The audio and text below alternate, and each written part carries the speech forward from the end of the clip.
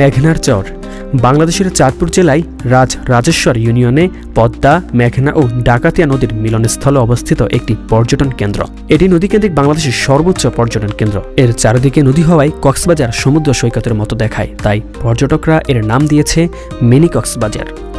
গুগলের তথ্যমতে স্থানীয়ভাবে বালুচর, পদ্মাচর ও মেঘনাচর নামেও পরিচিত। বেসরকারিভাবে স্বপ্ন ট্যুরিজম নামক একটি প্রতিষ্ঠান এই পর্যটন কেন্দ্রটি পরিচালনা করেন।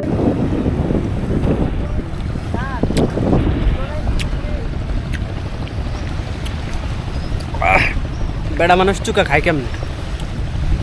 2018 সালের শুরুর দিক থেকে মিনি কক্সবাজার ধীরে ধীরে দেশব্যাপী মানুষের কাছে পর্যটন কেন্দ্র হিসাবে পরিচিতি লাভ করতে শুরু করে।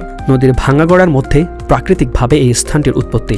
চারদিকে নদী ও দূর থেকে স্থানটির দক্ষিণ পূর্বাংশে চাঁদপুর জেলা শহরকে এবং এর বিপরীত দিকে ছোট আকৃতিতে শরীয়তপুর জেলাকে অনুধাবন করা এই পর্যটন কেন্দ্রটির বিশেষ আকর্ষণ। শীত মৌসুমে এবং গ্রীষ্মের আগ পর্যন্ত এই পর্যটন কেন্দ্রের সৌন্দর্য ঘুরতে আসা দর্শনার্থীদের মন কাড়ে।